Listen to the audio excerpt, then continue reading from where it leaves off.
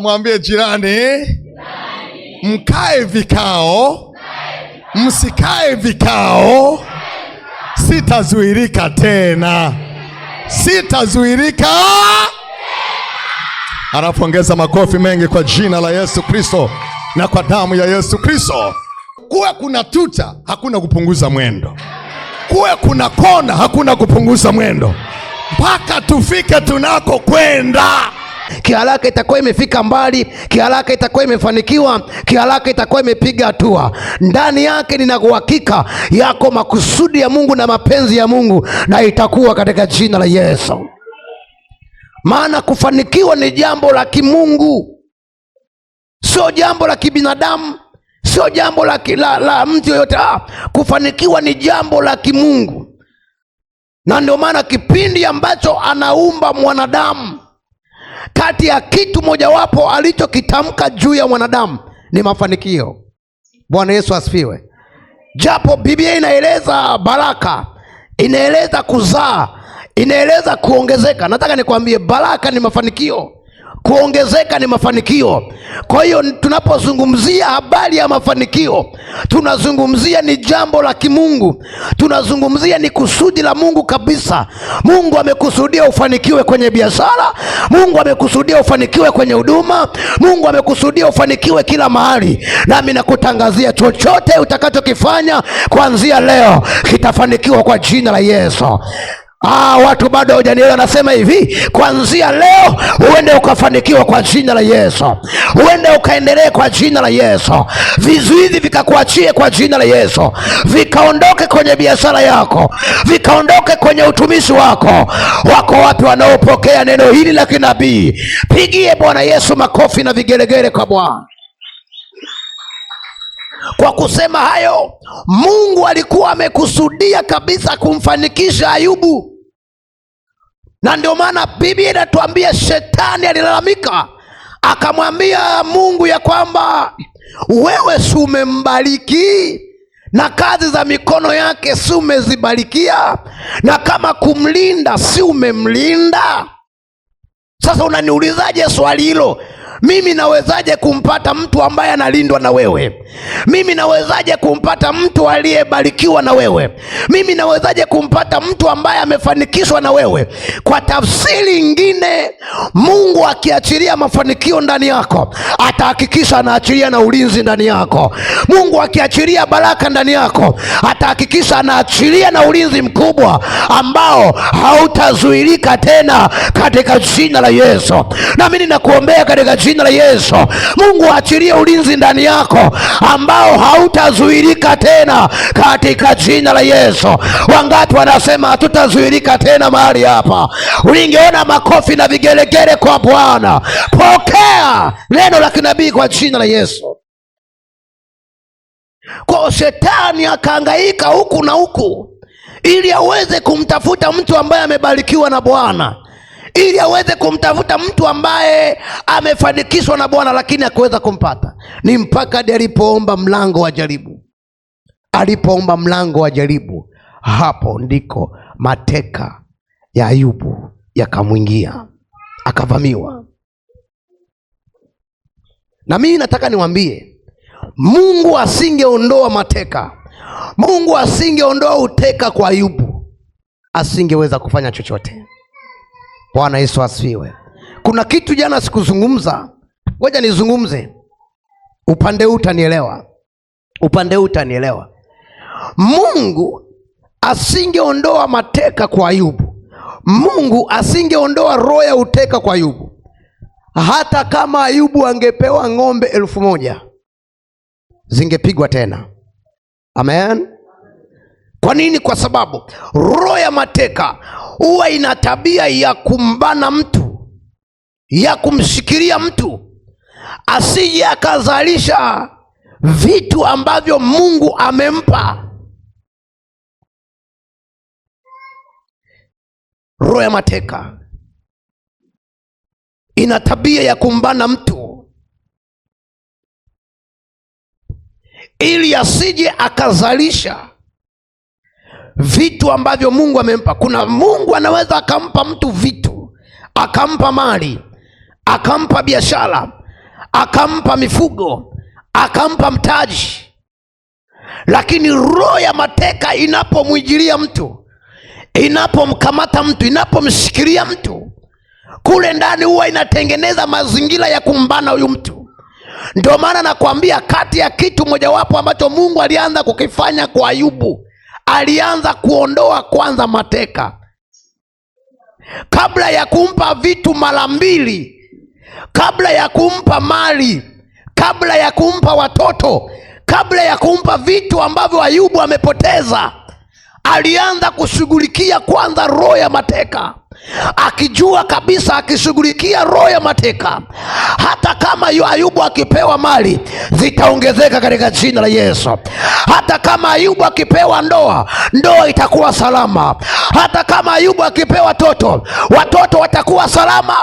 Kwa hiyo ni vizuri kabisa, kabla hujaomba mali kwa Bwana, kabla hujaomba mafanikio kwa Bwana, kabla hujaomba mtaji kwa Bwana, shughulika kwanza na roho ya mateka katika jina la Yesu. Ikikuachia chochote utakachokifanya, utafanikiwa katika jina la Yesu, utaendelea katika jina la Yesu, utakuwa katika jina la Yesu.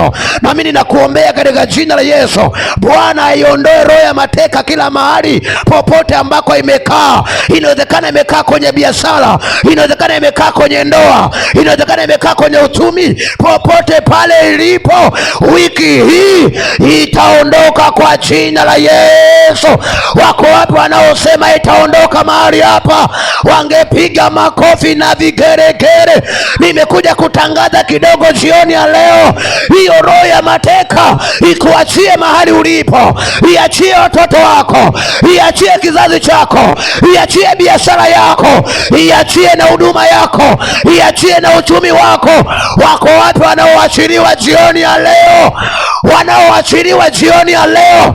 Ningeona makofi mengi mengi na vigelegele. Mungu alimtembelea mtu mmoja Ayubu, hata akutembelee na wewe jioni ya leo. Wewe ndio Ayubu wa leo. Bwana akutembelee mahali ulipo, akutembelee kwenye biashara yako, akutembelee kwa watoto wako, kila mahali ambako Mungu akutembelee kwa jina la Yesu. Na mimi na uhakika vitu kama hizi, semina kama hizi hazijagi kwa bahati mbaya. Kuna kitu lazima kitatokea kwa jina la Yesu. Maandiko yanasema neno la Bwana ni kama mvua inaposhuka kwenye ardhi, lazima, nimesema zitaota kwako kwa jina la Yesu. Hii ni mvua kutoka mbele za Bwana, lazima itaotesha kitu kwako, itaotesha uchumi mpya, itaotesha maisha mapya katika jina la Yesu. Sema amina. Sasa tunapoendelea kushughulikia mateka,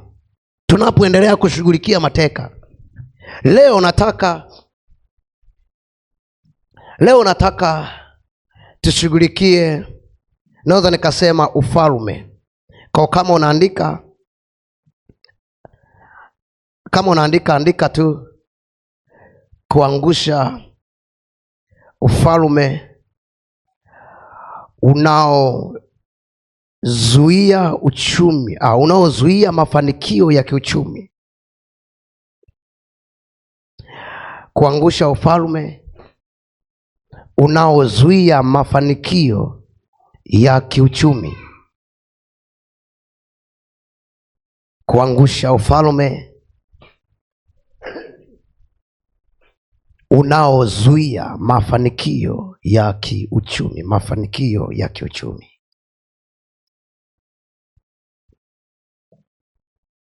Kuangusha ufalme unaozuia mafanikio ya kiuchumi.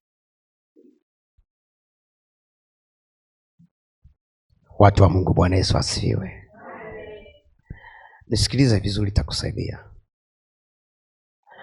Mtu akitekwa au akikamatwa, lazima apelekwe, awe chini ya utawala. Ufalme ni utawala. Amen.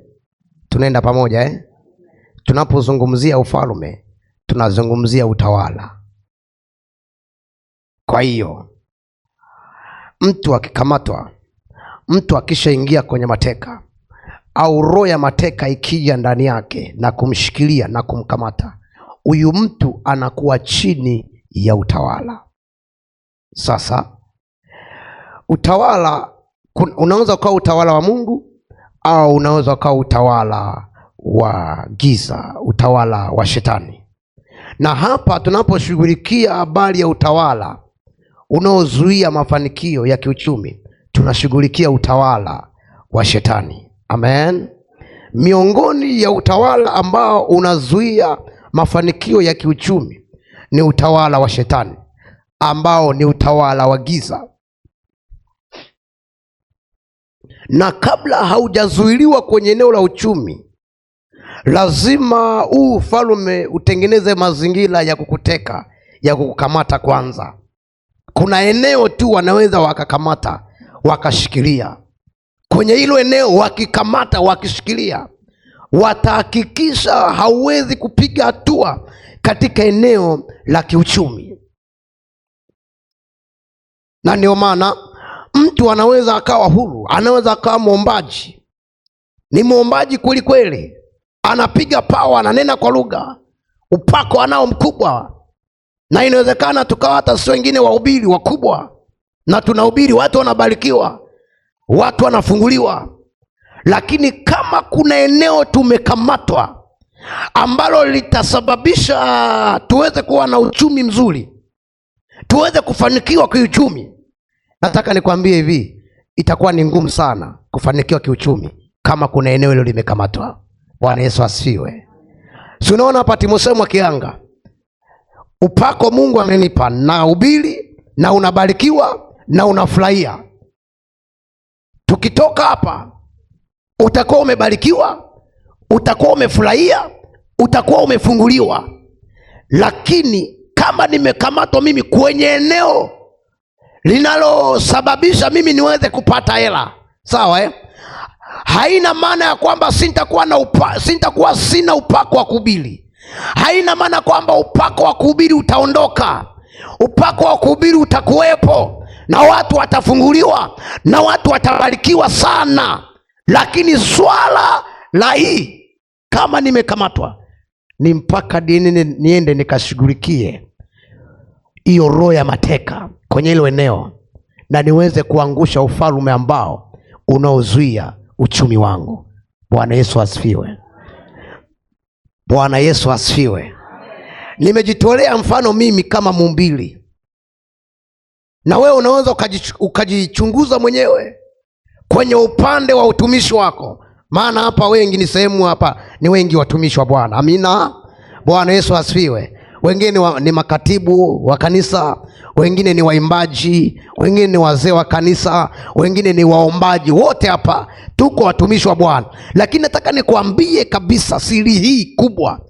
Ni kweli tunaweza tukawa watumishi wa Bwana na upako tunao wa kuomba na wa kuhubiri na wa kufanya chochote na muujiza wote, lakini kama tumekamatwa, tumeshikiliwa, mateka yapo kwenye eneo la uchumi, ni ngumu sana kufanikiwa kwenye eneo la uchumi. Ni mpaka hadi twende tukaondoe huo uteka, lakini pia tuangushe ufalme unaozuia uchumi wetu.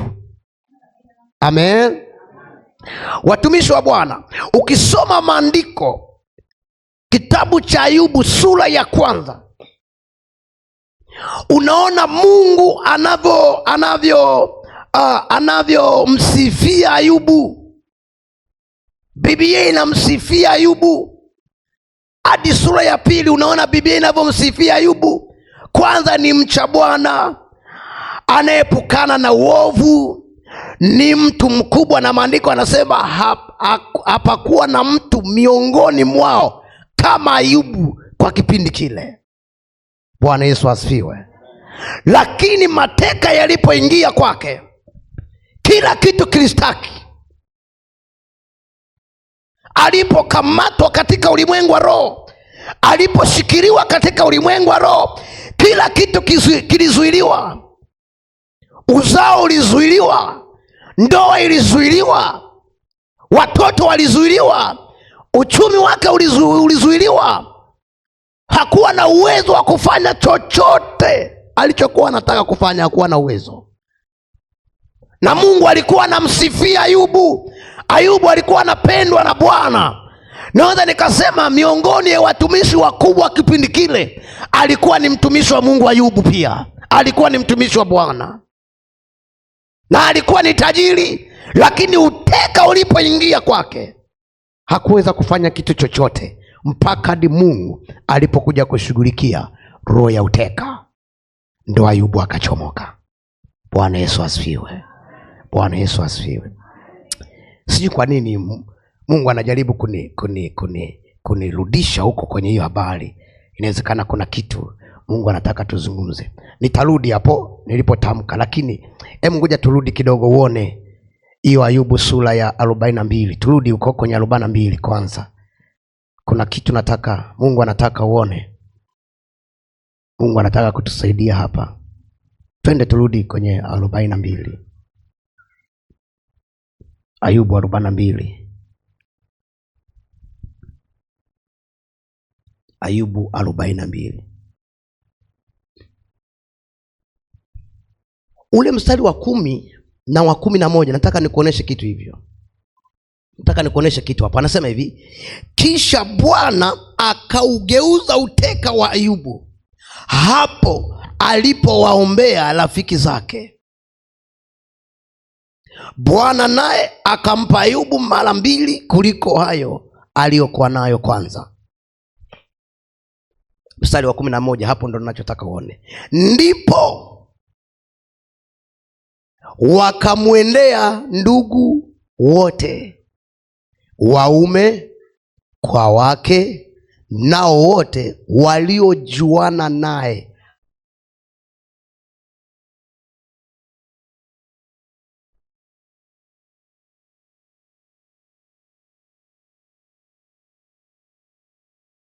Katika nyumba yake, nao wakamlilia na kumtunza moyo katika habari za huo uovu wote Bwana aliouleta juu yake. Kila mtu akampa kipande cha fedha na pete ya dhahabu kila mmoja. Bwana Yesu asifiwe. Bwana Yesu asifiwe. Hapa ngoja nishuke kidogo nizungumze na watu hapa. Inawezekana Mungu anataka tuzungumze hapa kwanza. Watu wa Mungu, Bwana asifiwe. Nataka uone hii habari. Biblia inasema hivi, mstari wa 11, ndipo ndugu zake wakafanyaje? Wakamwendea. Ndipo nataka uone tu hapo, ndipo ndugu zake wakamwendea. Ndipo ndugu zake wakamwendea na rafiki zake na wale wote aliojuana nao kwanza. Maana yake kipindi cha nyuma, kabla roho ya mateka haijaingia, kabla Ayubu hajatekwa, kabla Ayubu hajakamatwa, kabla Ayubu hajashikiliwa, alikuwa pamoja na ndugu zake, au naweza nikasema ndugu zake walikuwa pamoja na Ayubu, rafiki zake walikuwa pamoja na Ayubu, na wale ambao wamewekwa special kwa ajili ya kukuza uchumi wa Ayubu walikuwa pamoja na Ayubu. Lakini baada ya Ayubu kuingia kukamatwa na roho ya mateka, sio jaribu lilikuwa ni peke yake. Hapa nazungumza habari ya mateka. Amina. Bwana Yesu asifiwe. Bwana Yesu asifiwe. Hapa nazungumza roho ya mateka. Mateka yalipoingia kwa Ayubu, maana yake watu wote aliokuwa nao Ayubu pamoja, waliokuwa wanasababisha uchumi wa Ayubu ukue, waliokuwa wanasababisha mambo ya Ayubu yaende, waliokuwa wanasababisha Ayubu apate mtaji, waliokuwa wanasababisha Ayubu apate fedha, wote wakakimbia na wenyewe wakaondoka. Ayubu imefika amebaki peke yake. Haoni mtu wa kumtia moyo, haoni mtu wa kumuunga mkono, wa kumwambia mtumishi wa Bwana, jipe moyo, yako majira utainuka tena, yako majira utafanikiwa. Mtumishi wa Bwana hakuna hata mmoja ambaye aliyempelekea hata shilingi 100. Bwana Yesu asifiwe. Hata shilingi 100 hakuna hata aliyempelekea. Narudia tena, hakuna hata mmoja ambaye aliyempelekea hata shilingi 100. Sasa mstari wa 10, Bwana akaugeuza uteka wa Ayubu. Maana yake akauondoa uteka wa Ayubu. Alipouondoa uteka wa Ayubu, Biblia inasema ndipo, maana yake baada ya uteka wa Ayubu kuondoka, na wale watu wote ambao walikuwa pamoja na Ayubu wakafunguliwa huko walipo. Amen. Na ndio maana najaribu kusema hivi, uchumi wako una muunganiko kati ya wewe na Mungu na watu ambao Mungu ameweka kwa ajili yako. Amen. Narudia tena, au niseme kwa upande huu, kuna uhusiano kati ya wewe, Mungu na watu ambao Mungu amewaandaa kwa ajili yako na uchumi wako. Ukiingia kwenye mateka wewe, maana yake nini kitakachotokea? Na wale ambao Mungu amewaweka kwa ajili yako, watakaosababisha uchumi wako ukue, wanakaa mbali, wanazuiliwa. Wanazuiliwa kwenye kitu gani? Wanazuiliwa kuja kukuona. Na ndio maana kuna watu wengine waga wakipita kwenye majaribu, wakipita kwenye changamoto, unakuta kwamba mpaka changamoto inaisha, hajawahi kutembelewa hata na ndugu, rafiki zake wote wamekaa mbali, na wanajiuliza, wanasema hii haiwezekani. Hata yule ambaye alikuwa ananipenda, hata yule ambaye alikuwa anasema huyu ndio rafiki yangu wa karibu, lakini na yeye aliniacha. Kuna watu wanapita kwenye majaribu, wanalia, wanaumizwa, wakizani ya kwamba hao ndugu wamependa wenyewe kukaa mbali. Kumbe katika ulimwengu wa roho, katikati ya jaribu, katikati ya changamoto, shetani na yeye amedumukiza roho ya mateka hapo. Nisikilize vizuri, sio wewe, sio wao wamekaa mbali na wewe, ila wewe umekaa mbali na wewe kwa kupitia roho ya mateka. Roho ya mateka imebeba uwezo wa kumtenganisha mtu na watu ambao wamebeba uchumi kwa ajili yake. Kwa tafsiri nyingine, roho ya mateka ina uwezo wa kusababisha mtu afukuzwe, apelekwe mbali na watu ambao wamebeba uchumi mzuri kwa ajili yake. Bwana Yesu asifiwe. Ninachotaka uone hapa, ndipo wakaja. Neno ndipo, tafakari vizuri, neno ndipo. Biblia ingesema wakaja, imeanzia kusema ndipo. Maana yake kuna kitu kilikuwa kinawazuia, kinawablock wa watu, kilikuwa kinawazuia wasije kumuona Ayubu ili asije akafanikiwa pia.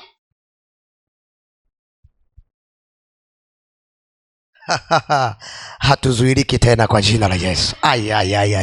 Nimesema hatuzuiliki tena katika jina la Yesu. Nimesema hatuzuiliki tena katika jina la Yesu. Nimesema hatuzuiliki tena katika jina la Yesu. Swali la kujiuliza, kwa nini hawa watu wamemletea Ayubu mali, fedha, dhahabu na ng'ombe na kila kitu alichomleta baada ya uteka kuondoka, ila kipindi cha uteka upo hakuna hata mmoja aliyemletea?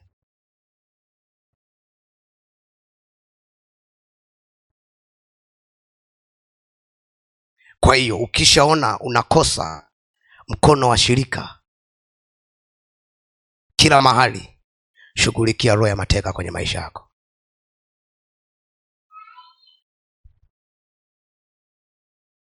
Bwana Yesu asifiwe. Shughulikia roho ya mateka. Nataka niwaambie, hii ni siri. mojawapo. Biblia inazungumza mwana mpotevu alipewa urithi na baba yake,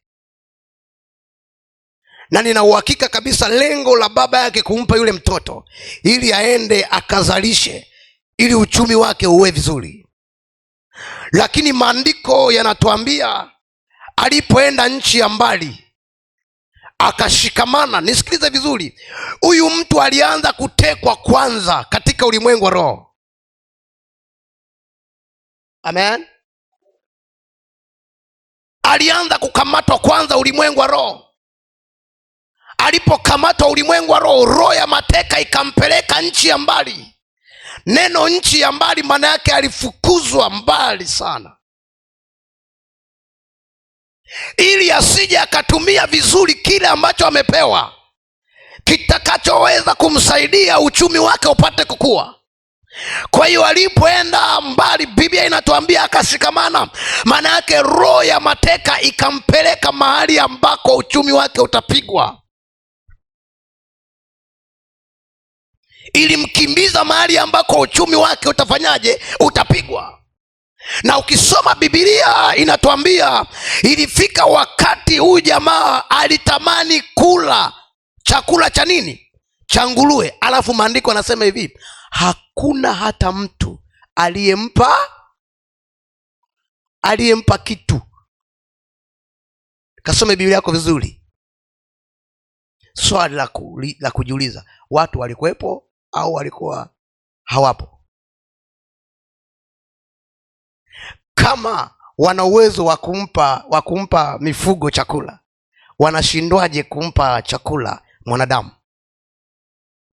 Na huyu mtu ameomba ajira na aliajiriwa kuhudumia nini? Mifugo. Kama amepewa kazi ya kuhudumiwa mifugo, maana yake sharti ya kupewa kazi ya kuajiriwa lazima upewe fedha ili angalau uweze kupata chakula. Lakini ndani ya ajira Biblia inasema hakupata kitu chochote. Hakuna mtu ambaye aliyeweza kumpa kitu na kaajiriwa. Unafikiri ni kitu gani ambacho kilikuwa kinasababisha roho ya mateka ilipoingia ndani ya huyu mwana mpotevu? Ilienda kusababisha hata mwajiri wake, bosi wake, asiwe na roho ya huruma.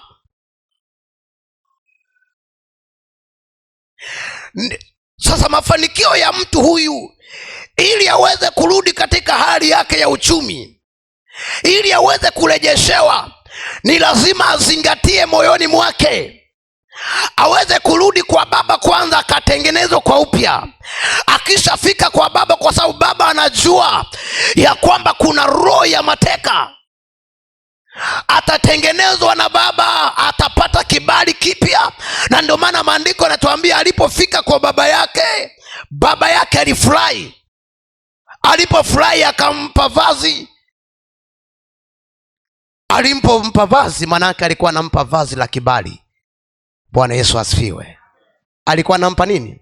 Vazi la kibali. Tunaenda pamoja Alipofika kwa baba yake alipewa nini? Vazi la kibali.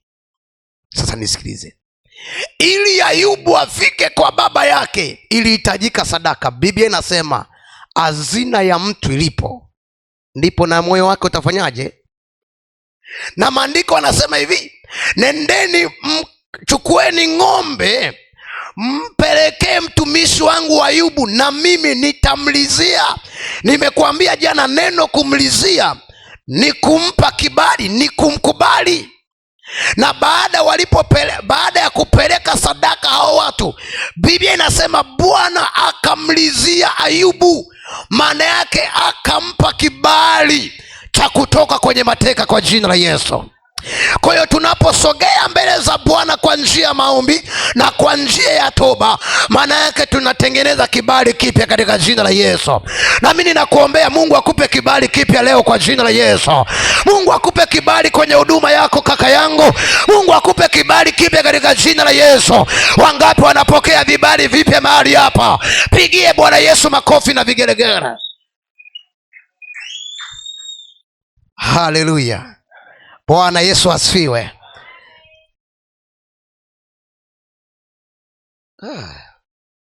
Bona muda umesha hivi.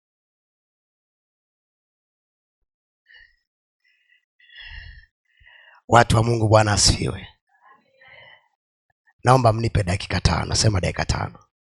Amen. Ila pia tujitahidi na sisi kuwahi. Tujitahidi kuwahi ili tuanze mapema. Amina. Watumishi wa Mungu tunakuwa na vitu vingi, lakini muda unatutupa mkono kidogo. Naomba unipe tu dakika 5. Nikupe mfano wa mtu ambaye alikuwa kwenye mateka, anaitwa Mordekai pamoja na ndugu yake Esther. Watu wengi hawajui kama Mordekai alikuwa kwenye mateka, na ndio maana mambo yake yalikuwa ni magumu, yani ilikuwa ni vigumu sana kufanikiwa.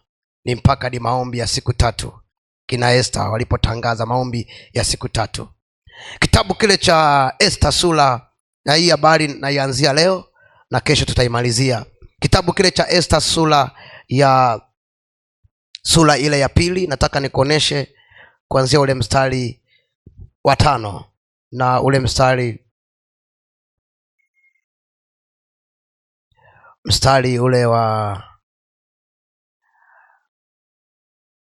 ule mstari wa 7.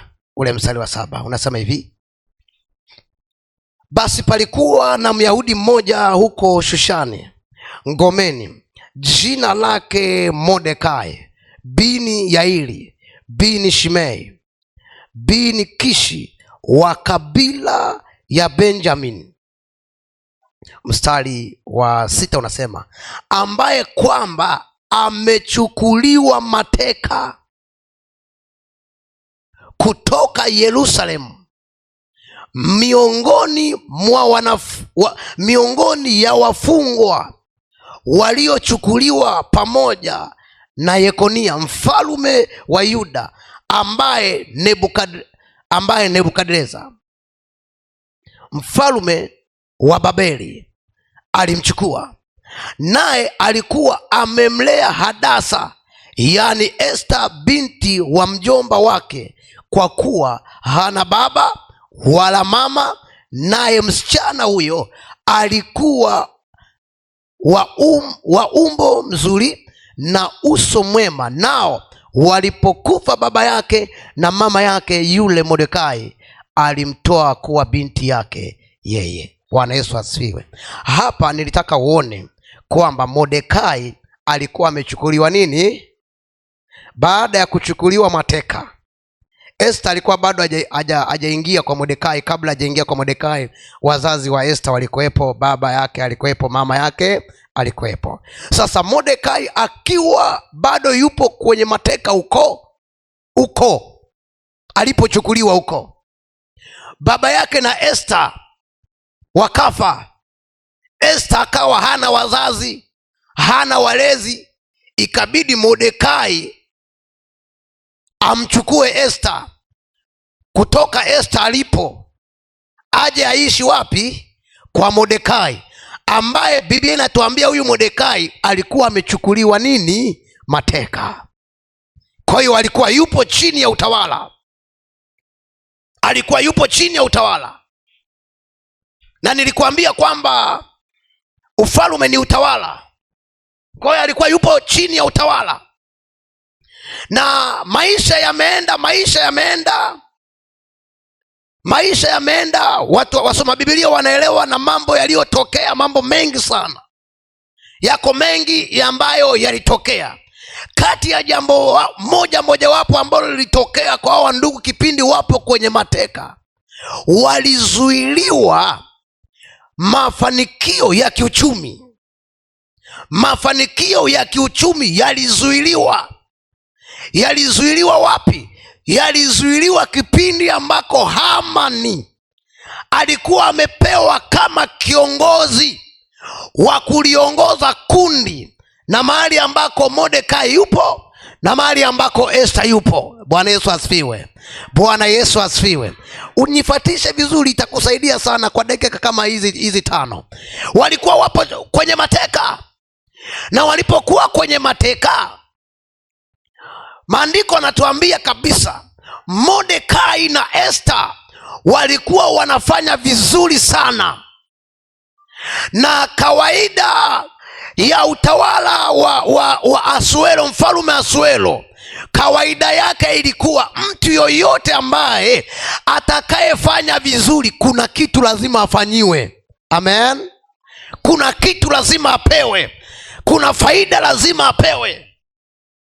Kama ni fedha atapewa, kama ni dhahabu atapewa, kama ni mali atapewa, kama ni mavazi mazuri atapewa, kama ni heshima atapewa, kama vitu vizuri atapewa. Kwa hiyo kiuhalisia kabisa, Esta na Mordekai walikuwa wamepewa nguvu ya kupata utajiri, nguvu ya mafanikio walikuwa nayo, lakini walikuwa wapo katika hali ya mateka. Na kwa sababu hiyo roho ya mateka ikaenda kumvamia mtu mmoja anaitwa Hamani, ili apate kuwashughulikia hawa wasije wakafanikiwa, wasije wakainuka. Na ndio maana maandiko yanasema walikuwa wanafanya kazi vizuri, lakini anayepata faida Hamani. Kile ambacho ilitakiwa wafanyiwe kina Mordekai na Esta, alikuwa anafanyiwa nani? Anafanyiwa Hamani. Kwa hiyo katika hili eneo tunao watu wengi sana, inawezekana huko mahali hapa, inawezekana na wote nisikiliza, tunao watu wengi sana ambao ni kiukweli katika eneo la kufanya kazi, wanafanya kazi kwa juhudi, wanafanya biashara kwa juhudi, wanapambana, wana juhudi ya kupambana, lakini katika ulimwengu wa roho kuna watu wanafanikiwa kwa kupitia juhudi zao. Yaani ukifuatilia mtu mmoja ambaye amefanikiwa kwa kupitia wewe, na ukifunuliwa hilo jambo, unaweza ukalia machozi, unaweza ukalia machozi. Kuna watu wanafanikiwa kwa kupitia wewe, unapambana na kupambana, wapo wanakula, wanaishi kwa kupitia juhudi zako. Na hii ni kwa sababu upo kwenye mateka. Lakini ukitoka kwenye mateka, lakini ukishughulikia hao wanaozuia mafanikio yako, nataka nikwambie vyote vile ambavyo vilikuwa vinaenda kwao vitakuja kwako katika jina la Yesu. Sema amina kama unanielewa. Bwana Yesu asifiwe. Haleluya. Unisikilize vizuri, itakusaidia. Twende kwenye Esta, kitabu cha Esta sura ya 6. Kitabu cha Esta sura ya 6. Hii habari na ianza leo kama msingi, ila kesho tutakuwa tunadili nayo, na siku ya Jumatano tutakuwa na maombi na maombezi. Kwa hiyo utaandaa sadaka yako maalum ya kutoka kwenye mateka tena katika jina la Yesu. Amen. Siku ya Jumatano. Esta sura ya 6, angalia Biblia inasemaje. Usiku ule mfalme hakupata usingizi, akaamuru aletewe kitabu cha maandiko ya taarifa, nayo yakasomwa mbele ya mfalme.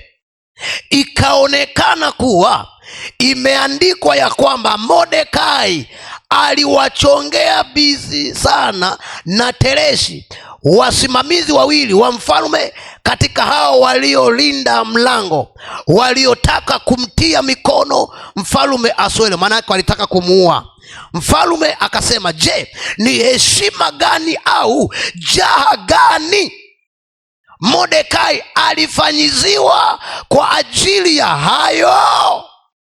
Watumwa wa mfalme waliomhudumu wakamwambia, hakuna alilofanyi.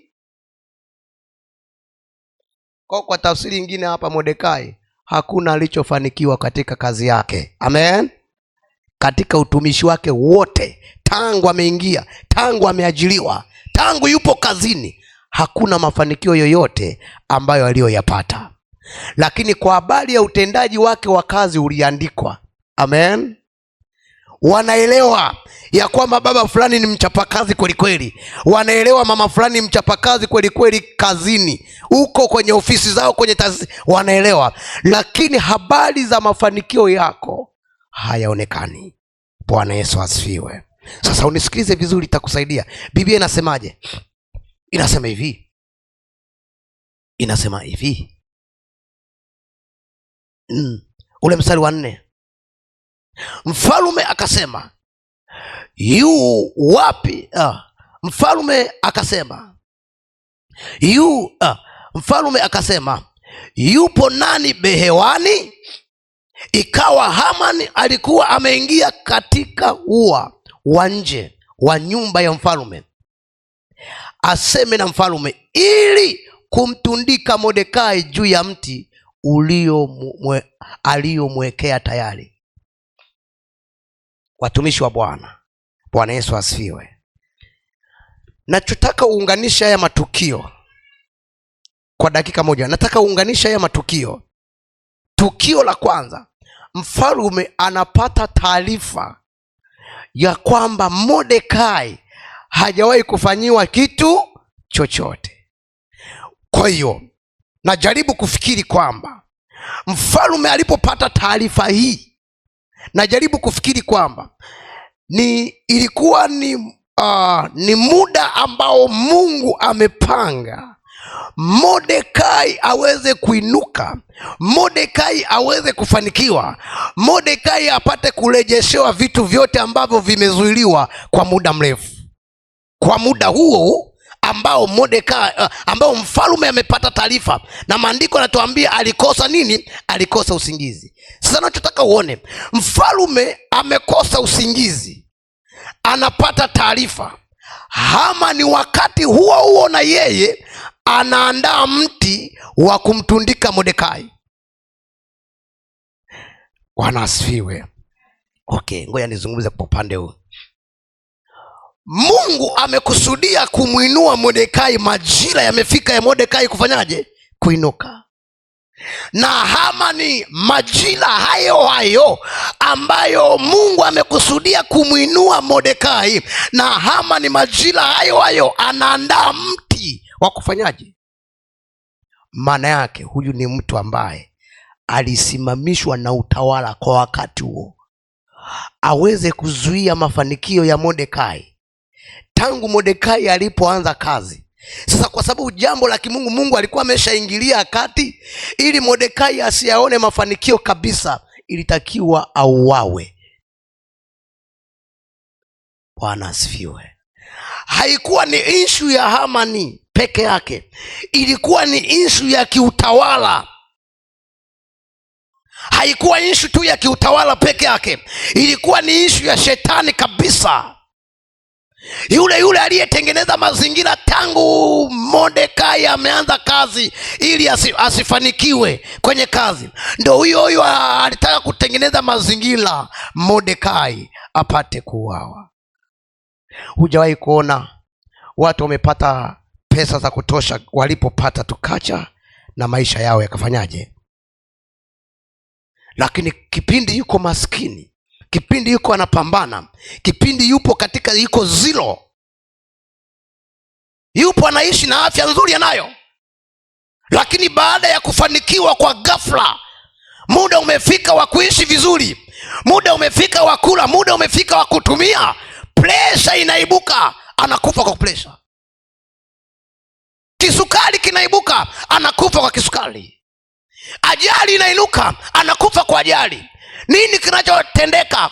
Ukifuatilia huyu mtu utakuja kugundua kwamba kwenye maisha yake alishawahi kuzuiliwa. Kuna mateka yaliingia ndani yake, amekuwa akipambana. Sasa muda umefika, Mungu anajaribu kulazimisha huyu atoke kwenye vizuizi ili aende kufanikiwa. Unakuta roho ya mauti inaingia mahali pale. Na ashukuriwe Mungu aliyemuinua Asuero kwa wakati huo, kabla Hamani hajaenda kumtundika. Maana maandiko anatuambia Hamani tayari alikuwa ameshaandaa mti na ameshatengeneza mpango wa kwenda kushirikiana na mfalme, ya kwamba unaonaje huyu Mordekai akapate kutundikwa. Na maandiko yanatuambia mfalme akaanza kumuuliza Hamani ya kwamba hivi mtu akifanya vizuri ni hata inatakiwa afanyeje? Na Biblia inatuambia Hamani akasema, ni nani ambaye anayempenda kuliko mimi? Akasema, mfalme mfanyie, umtandikie punda atembee na huku, umfanyie mambo mazuri. Ndipo maandiko yanatuambia kama jinsi ulivyosema ndivyo inavyotakiwa kumfanyia Mordekai. Bwana Yesu asifiwe. Hiyo ni kali kidogo. Kuna kitu nataka nikuoneshe hapa kwa dakika moja. Sasa baada ya mfalme kumwambia Hamani ya kwamba inatakiwa umfanyie huyo Mordekai kama jinsi ulivyosema, hapo ndiko unapoanza kuona mafanikio ya Mordekai yanaanza kuonekana. Utajiri wa Mordekai unaanza kuingia, kilichozuiliwa kwa Mordekai kinaanza kutokea. Hapo ndipo unapoanza kuona. Baada ya kufanyiwa hivyo, akarudi nyumbani. Sema akarudi nyumbani. Aliporudi nyumbani, kwenye ule mstari wa 13, kwenye ule mstari wa 13, kwenye ule mstari wa 13, nataka uone hapo. Twende kwenye ule mstari wa 13 nikuoneshe kitu hapo. Ule mstari wa 13 unasema hivi: basi Hamani akawasimulia Zereshi mkewe na rafiki zake wote kila neno lililompata. Sema lililompata. Kwa hiyo maana yake huyu alipatwa, kuna kitu kilimpata. Sema amina. Kuna kitu kilifanyaje? Kilimpata. Na kwa nini alienda kuwasimulia? Alikuwa anawasimulia hawa watu kwa sababu hawa watu ni miongoni ya watu ambao walikuwa wanampa kiburi Hamani, wanamtia moyo, wanamsaidia katika utendaji, wanampa ushauri. Sasa angalia kitu ambacho alichokisema. Biblia inasemaje? Biblia inasemaje? Kisha watu wake wenye hekima kisha watu wake wenye hekima na Zereshi mkewe akamwambia, ikiwa huyu Mordekai umeanza kuanguka mbele yake, ni wa uzao wa Wayahudi, wewe hutamweza, bali kuanguka utaanguka mbele yake. Ndio tunakuja kukutana na kichwa chetu cha semina, hatuzuiliki. Kwa nini hatuzuiliki tena? Kwa sababu Hamani ataanza kuanguka mbele yetu na sisi tutakuwa juu yake. Tukisha kuwa juu yake, hata kuweza tena kutuzuia katika jina la Yesu. Inawezekana mwanzoni Hamani alikuwa juu kwa Mordekai, na ndio maana Mordekai alizuiliwa kwenye eneo la mafanikio juu ya kitu alichokuwa anakifanya, lakini kwa sababu tayari Hamani ameshaanza kuanguka mbele ya Mordekai, Hamani hatamweza Mordekai tena kwa jina la Yesu. Nami natangaza kwako kwa dakika moja, Hamani wako hata kuweza tena kwa jina la Yesu. Hamani wako hata kuzuia tena kwa jina la Yesu. Alikuzuia mwezi wa 7, mwezi wa 8 hata kuzuia tena. Wako wapi wanaopokea neno hili la kinabii? Maandiko yanasema kwa kuwa umeanza kuanguka, na hii ndiyo dalili ya Hamani zetu kuanguka, ni kutuletea semina ya namna hii ya kwamba kama kuanguka, wataanguka kwa jina la Yesu. Wataanguka kwenye biashara yako, wataanguka kwenye ndoa yako, wataanguka kwenye uchumi wako. Wangapi wanasema Hamani ataanguka hapa? Wangeongeza makofi na vigeregere. Wakisadondoka hawatakuweza tena, wakisadondoka hawatakuweza tena. Wangapi wanasema hatutawezwa tena mahali hapa? Pigie Jehova makofi na vigeregere. Wale waliokuwa wanamtia moyo Hamani wakamwambia hautaweza tena, ikawe na kwako kwa jina la Yesu. Wachawi wasikuweze tena, waganga wasikuweze tena, mapepo yasikuweze tena, na kila ufalme ukadondoke kwako kwa jina la Yesu. Wangapi wanapokea neno la kinabii? Wanasema ufalme wote utapigwa chini. Wangesimama juu, wangepiga makofi na vigeregere. Sijapata bado wanaonielewa jioni ya leo. Mungu aliyemdondosha Hamani atamdondosha na Hamani wa kwako. Mungu aliyemdondosha Hamani hata ufalme unaozuia mafanikio mafanikio utadondoka kwako. Haleluya, haleluya. Wangapi wanaamini hapa? Wangeongeza makofi na vigeregere. Nimekuja kutangaza jioni ya leo, kila kilichoinuka juu yako kikadondeke mbele yako. Hamani alidondoka, alianguka mbele ya Mordekai, na wewe adui zako wataanguka mbele yako. Sikiza nikwambie, wataanguka kivipi? Wataona ukiendesha gari katika jina la Yesu, na inawezekana watakuomba lifti kwa jina la Yesu. Watadondoka kivipi? Wataona umejenga nyumba nzuri, inawezekana watakuja kupanga, watakuwa bosi mwenye nyumba. Wako wapi wanaopokea mahali hapa? Hivi wewe hujawahi kuona raha kwamba adui aliyekuwa na kunyanyasa alafu ghafla ukajenga nyumba alafu ndo akawa mpangaji wako? Hivi unafikiri atakuwa juu yako tena? Ukimwambia kesho ninatengeneza nyumba yangu, hana namna, ataondoka. Ongeza makofi na vigeregere, ikawe na kwako kwa jina la Yesu. Watu wakiharaka pokea kwa jina la Yesu. Wako wapi wanaopokea mahali hapa? Hebu gonga na jirani yako, nisaidie kuambia wawili watatu, waambie Hamani wako wanaanguka leo. Ni wiki la kumwangusha Hamani leo, siku 8 za kumwangusha Hamani wako. Wataanguka mbele yako. Wakiinuka wengine watapigwa, wakiinuka na wengine watapigwa, wakiinuka na wengine watapigwa. Wangapi wanapokea neno la kinabii hapa? Ongeza makofi na vigeregere. Hivi ninavyozungumza katika ulimwengu wa roho, tayari wanaanguka ulimwengu wa roho, tayari wanaanguka ulimwengu wa roho. Nisikie kelele na shangwe za kumwangusha Hamani hapa. Ongeza kelele na shangwe. Kina Paulo na Sila sema ehe. Sema tena ehe. Walishangilia Bwana, nguvu za Bwana zikawatikisa kina Hamani, wakadondoka mbele yao. Wakasema hivi, tufanye nini na sisi tupate kuokoka? Kuna majira watatafuta Mungu wako, watamtafuta Mungu wako. Mungu wa kiharaka atatafutwa mahali hapa. Wako wachawi watakuja kumwabudu Mungu hapa. Wako maadui watakuja, wataleta watoto wao hapa. Kitawalamba huko, watatuletea, na wakishafika tutawapigisha kama kiongozi wa kuliongoza kundi, na mahali ambapo Mordekai yupo na mahali ambapo Esta yupo. Bwana Yesu asifiwe. Bwana Yesu asifiwe. Unifuatishe vizuri, itakusaidia sana kwa dakika kama hizi 5. Walikuwa kwenye mateka, na walipokuwa kwenye mateka, maandiko yanatuambia kabisa Mordekai na Esta walikuwa wanafanya vizuri sana.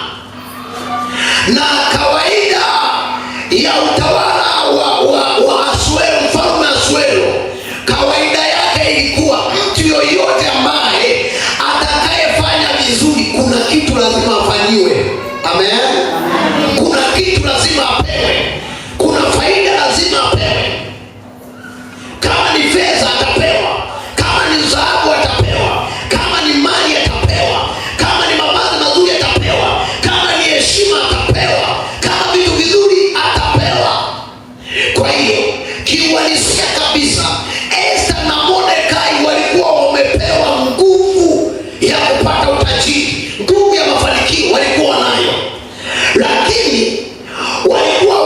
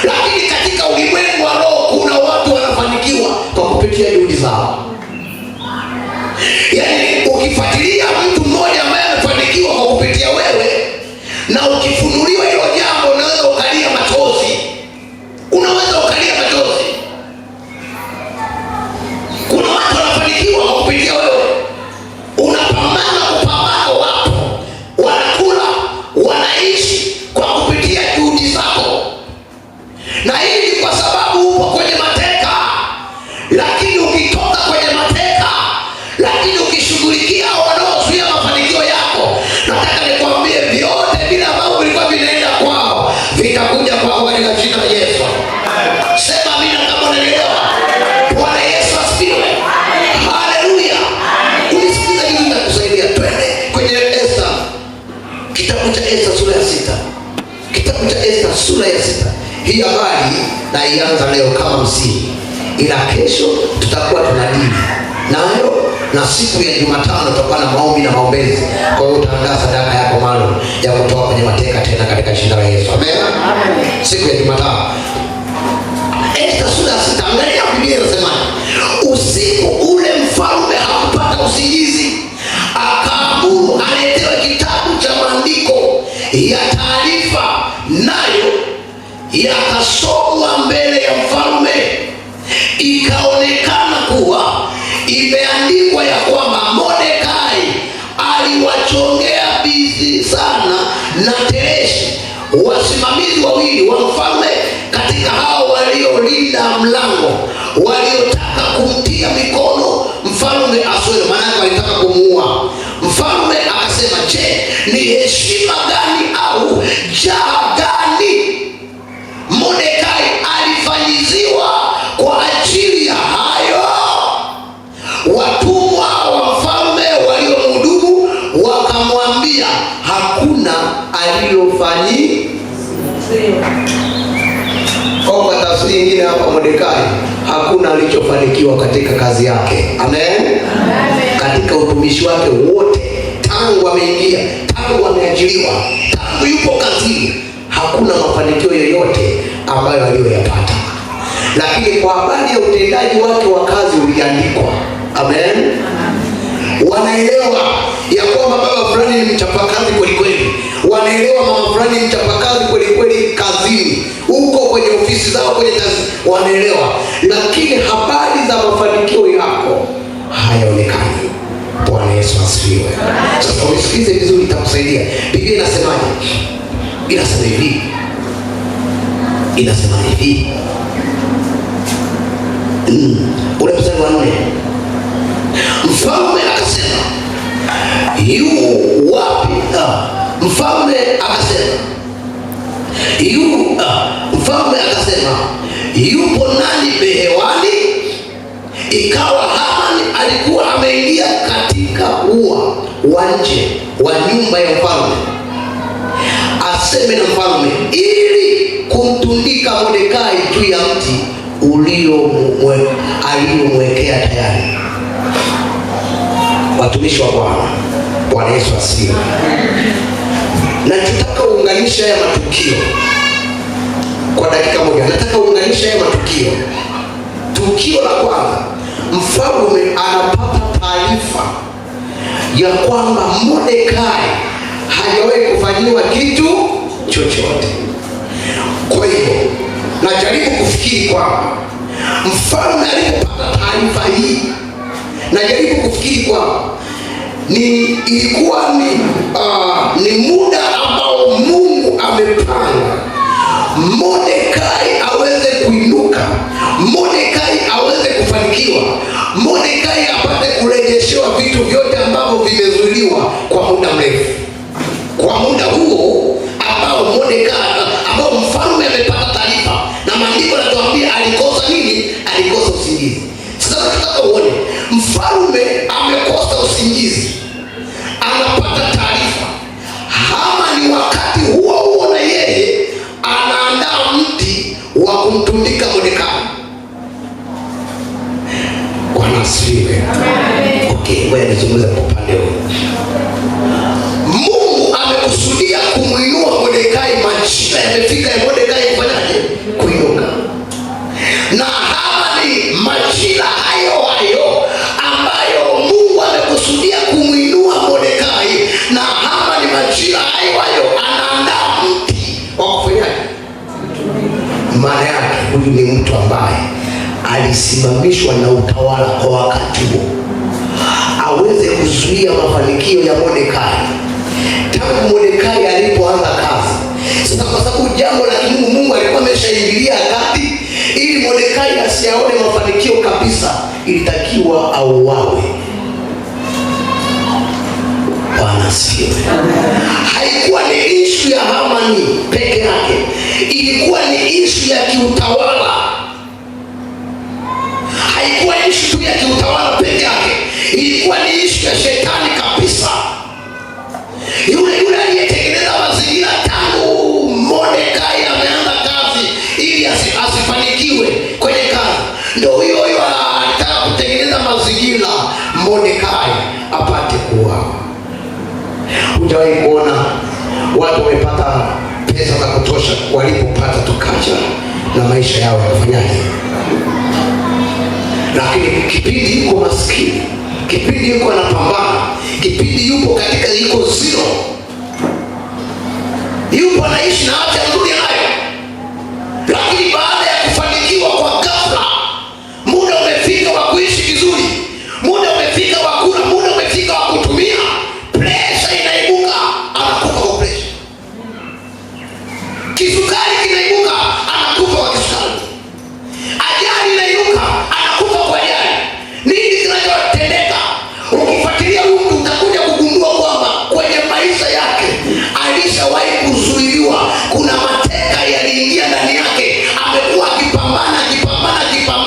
Sasa muda umefika, Mungu anajaribu kulazimisha huyu atoke kwenye vizuizi ili aende kufanikiwa. Unakuta roho ya mauti inaingia mahali pale.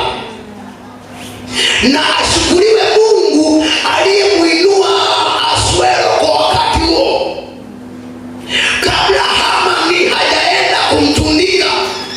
Maana maandiko yanatuambia Hamani tayari alikuwa ameshaandaa mti na ameshatengeneza mpango wa kwenda kushirikiana na mfalme, ya kwamba unaonaje huyu Mordekai akapata kutundikwa.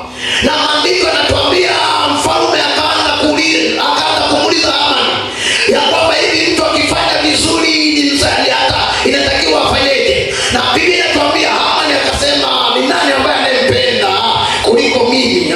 Akasema, mfalme mfanyie, umtandikie punda atembee na huku, umfanyie mambo mazuri. Ndipo maandiko yanatuambia kama jinsi ulivyosema ndivyo inavyotakiwa kumfanyia Mordekai. Bwana Yesu asifiwe. Hiyo ni kali kidogo. Kuna kitu nataka nikuoneshe hapa kwa dakika moja. Sasa baada ya mfalme kumwambia Hamani ya kwamba inatakiwa umfanyie huyo Mordekai kama jinsi ulivyosema, hapo ndiko unapoanza kuona mafanikio ya Mordekai yanaanza kuonekana. Utajiri wa Mordekai unaanza kuingia. Kilichozuiliwa kwa Mordekai kinaanza kutokea. Hapo ndipo unapoanza kuona. Baada ya kufanywa hivyo, akarudi nyumbani. Sema akarudi nyumbani. Aliporudi nyumbani, kwenye ule mstari wa 13, kwenye ule mstari wa 13, kwenye ule mstari wa 13, nataka uone hapo. Twende kwenye ule mstari wa 13 nikuoneshe kitu hapo. Ule mstari wa 13 unasema hivi: basi Hamani akawasimulia Zereshi mkewe na rafiki zake wote kila neno lililompata. Sema lililompata.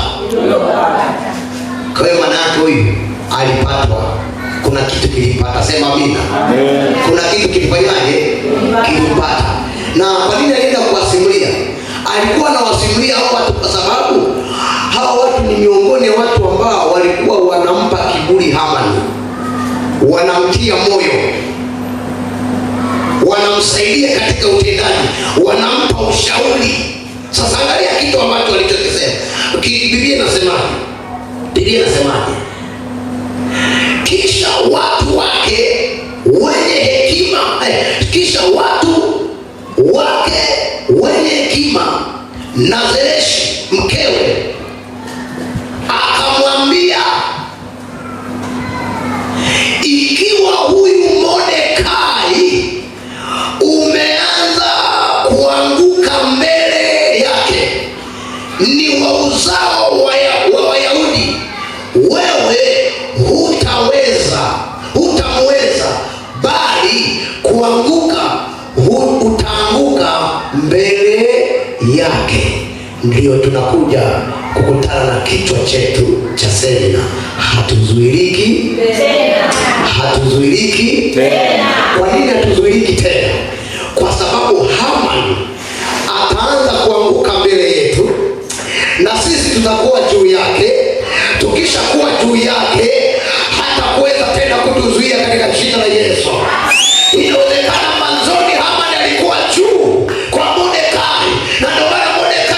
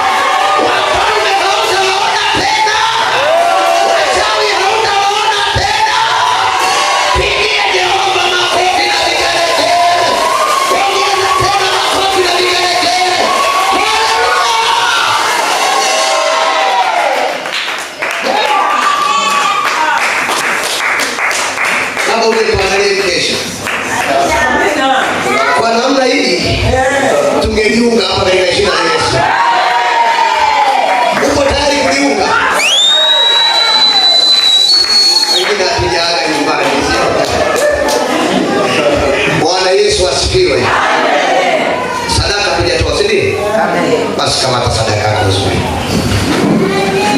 Tufanye maombi kidogo tu kwa dakika mbili. Amen.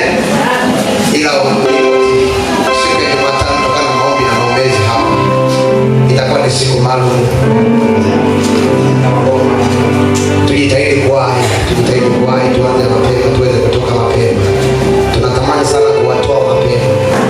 Ila ushirikiano wenu wa kuwahi ndio utakao kusaidia tuweze kutoka mapema.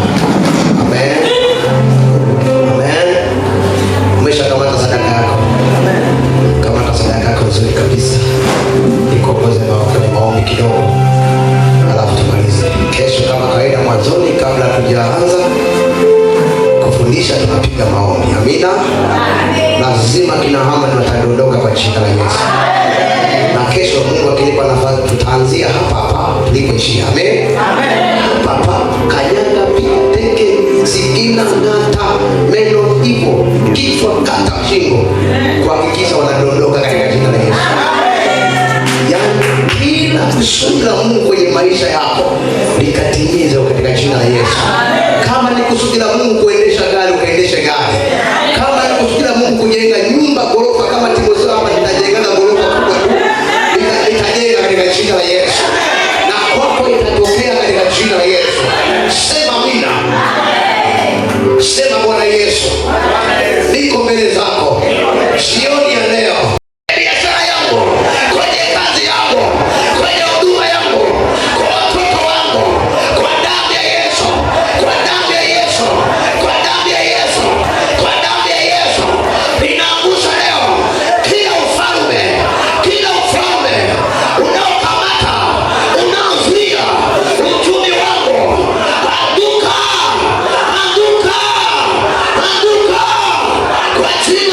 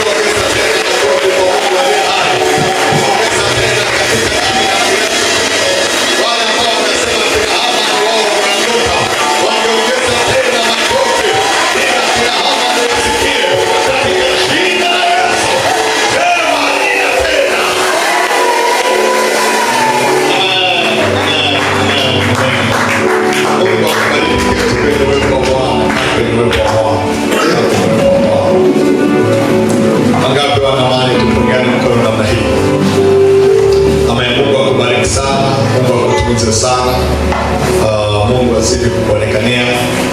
Leo muda wetu umekwenda kidogo kwa sababu tumechelewa kuanza. Sema amen. Mungu akubariki sana mtumishi wa Mungu, maneno nzuri. Huu ufunuo ni mkubwa sana. Kuna mtu anasema tutengeneze mkesha wa ghafla hapa. Bwana Yesu asifiwe sana. Hapa tutakuwa na mikesha ya kutosha. Bado nataka niangalie mwitikio wa watu wa kiharaka. Sema amen. Niwaombe sana sana watumishi wa Mungu, watu wa Mungu,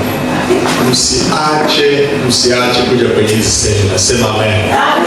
Wakati nasikiliza mimi semina inanifungua. Bwana Yesu asifiwe sana. Lakini natamani na watu wengine wa hapa wafunguliwe. Hatuwezi kufunguliwa kwa maneno matupu. Hatuwezi kufunguliwa kwa ujanja wa kawaida. Hatuwezi. Kinachoweza kutusaidia kufunguka ni nini? Maombi, mafundisho. Sasa hatuyapendi sana. Bwana Yesu asifiwe sana. Lakini kwa wingi huu mimi nimebarikiwa. Sema amen. Mwambie jirani yako, kesho usikose tena. Na Chiniko wote natamani kuwaona wiki yote hii. Sema amina. Hatuna cha kuwapa, lakini tunaamini Mungu atatusaidia huko mbele. Sema amen.